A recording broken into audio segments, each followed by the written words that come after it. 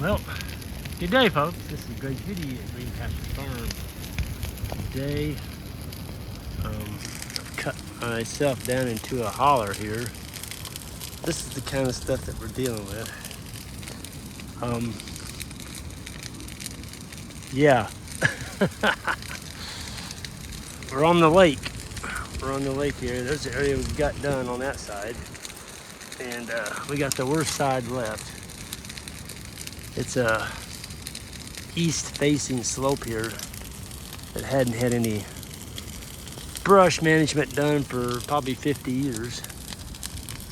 Anyway, we're taking care of that. Got a fire going up there. The boys are gonna work their way around. I got down here where I can't hardly get out. I cut all this, and Isaac was going the other way cutting. And I looked up, I'm like, okay. So now I've got my brush killer down here, my trusty brush killer. And again, everybody asks me, what is it? I'm gonna say it real slow so you get it. It's crossbow, 1/4 crossbow mixed with 5 gallons of red diesel. Why do I use red diesel? Because you can see it better when it's painted on a stump. Okay, that's the only reason I use it. And it is a little cheaper. It doesn't have the road tax on it. So it's made for off-road use, farm use only. Anyway, I've got a mess here. I can't get to these stumps up in here until these big stout young fellas drag all this brush off of me. I tell you what, I've got 4 hard-working young men up there, and we've been really making strides on this lake. I thought it would take us, pretty much a year of, 4 hours here, 4 hours there, 4 hours here. And I just decided, when I get on a project, I like to knock it out. I don't like having 5 projects going at the same time and none of them are done. Because what happens is you end up going through life and you never finish nothing. So I like to get done with a project and stand back and say, you know what? I can check that one off my list and look at it. It looks nice. Already had several,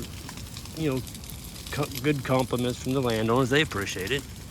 They've got a lake now they can see, or before they couldn't. Boy, oh boy. I love it. This is what I like doing. I get tickled though when people, of course they don't know, they're just being sarcastic, I guess. They say, oh, Greg's got all that help. He sits in the house and chews on bonbons while the boys work. Yeah, right. You're not gonna rob me of what I love to do. I like doing this stuff. This isn't work to me. This is fun. Because when you get done, you can see what you've got. And this is just unbelievably. Hey, Joe. Yeah. I just saw a fire going toward that can of oil. Joel saw it about the same time I did. It's a windy day, but we're gonna let this ring burn so we get, about a 20-foot ring around it before we go take lunch. And it's on the side of a hill. There's really no fuel other than leaves. And we always take a rake before we take lunch and we rake back all the leaves. Because you don't want to come back and find, where the fire's jumped over into some grass and now you got a wind behind it. And boy, you got a grass fire and then you got to call the fire department and say, nope, not gonna do that. I've never had to call the fire department yet. I've seen a lot of people that have, and it's just because they weren't prepared. They didn't have they lit it and they left. They went and watched a football game or something. Had that happen. And burned off 2 other people's farm. And the guy that lit the match ended up having to pay, his insurance ended up paying $28,000 for a new fence on the neighbor. Burn his fence down while he's up watching football and drinking beer. That was an expensive ball game and some pretty expensive long necks. But I light a fire. I'm not gonna leave it until I'm 100% convinced I've got control of it. It can't jump my fire. Always put in a fire burn around it. You know, make sure there's no fuel. Make sure there's no fuel. It's just bigger than heck. You leave, big gust of wind comes up, picks up the spark, throws it over here near dry leaves, and now you got a fire. Oh, I'm telling you folks, this is gnarly. Look at where I'm going. Look at that.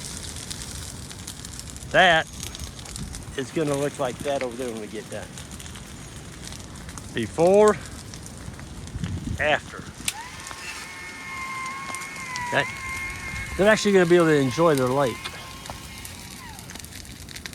I mean, there's no way you could get over. You couldn't even, if you're G.I. Joe, you have to get down on all four to come through here.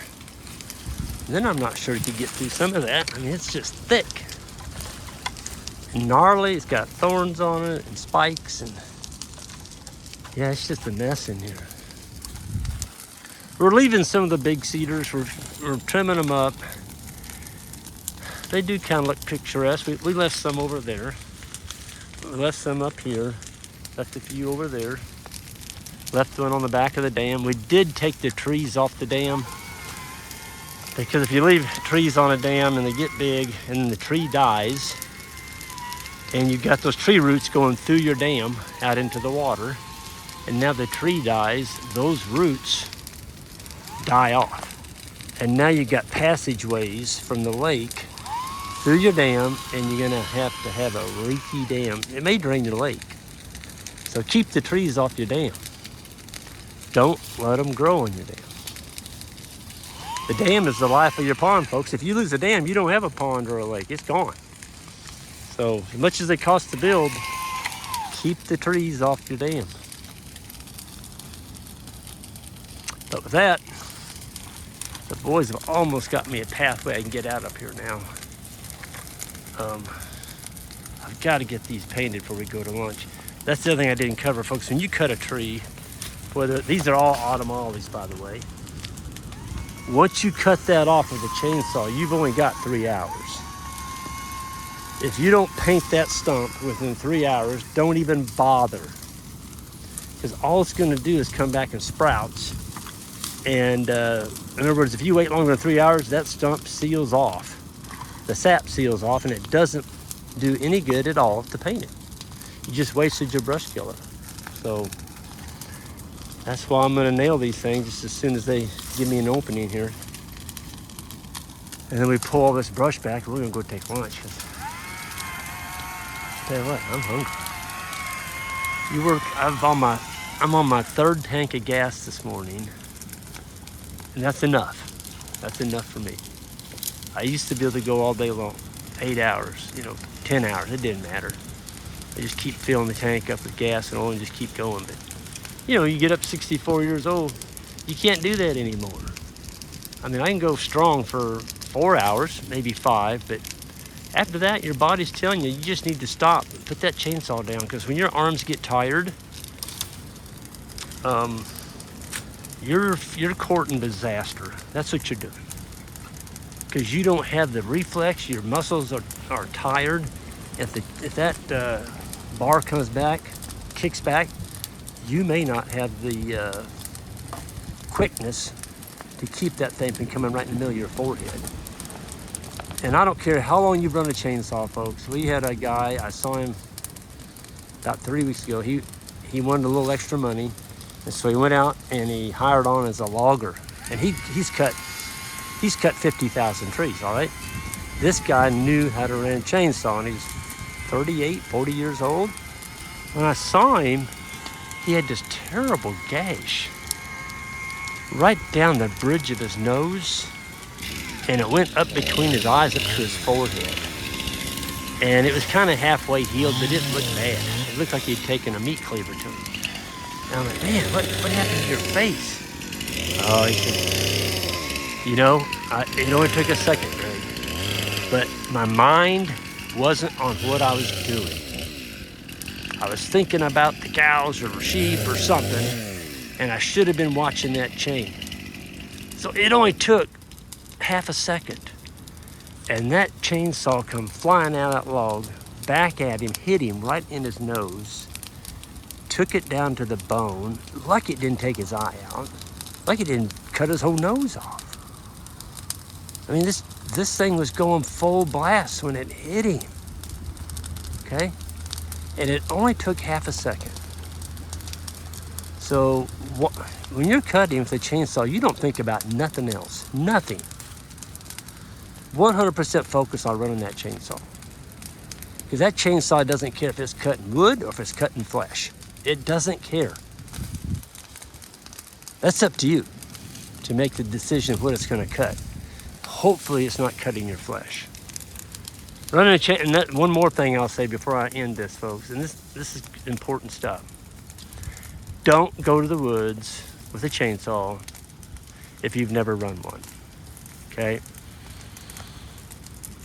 Go and get some lessons from somebody, a logger or whatever, or somebody that's run a chainsaw, and learn how to use the chain brake. Learn some of the cuts that you don't do. I'll tell you one is don't ever use the nose of your saw. Don't use the nose of your saw to cut, because that's a no-no. That bar is coming out of that tree and it's coming right at you. It's called a kickback. It'll come and get you. And the other thing, when you go to the woods, make sure your chain is sharp. If you go to the woods with a dull chain, you're gonna get tired. It's harder to use, and you're gonna be pushing on it, trying to get it to cut. And that's when it comes busting out of that log and get you. You want that saw to go through that log like it's melted butter. All you do is lay the saw on the wood and you let it do the work. Keep your RPMs up, keep your arms out away from you, keep your legs out of harm's way. And, Kevlar chaps. And let me show you what else you better have. Have one of these. What did that cost? I think they're probably around $90. What's your face worth? It's got this. Okay. Your health, you can't put a price on that. And there's only one of you. There's only one body. And you chop that thing up with a chainsaw, you may be laid up for a year. So it is fun to cut brush. It's dangerous, but it doesn't have to be. When you're tired, quit. My arms are tired. I'm done. I'm painting these last few stumps, but I am done. I've been on that saw 4 hours. A little over 4 hours. That's enough. Don't cut when your arms get tired, because when your arms get tired of holding that saw, you're not going to get out of the way, folks. You could cut yourself. Make sure you put on Kevlar chaps.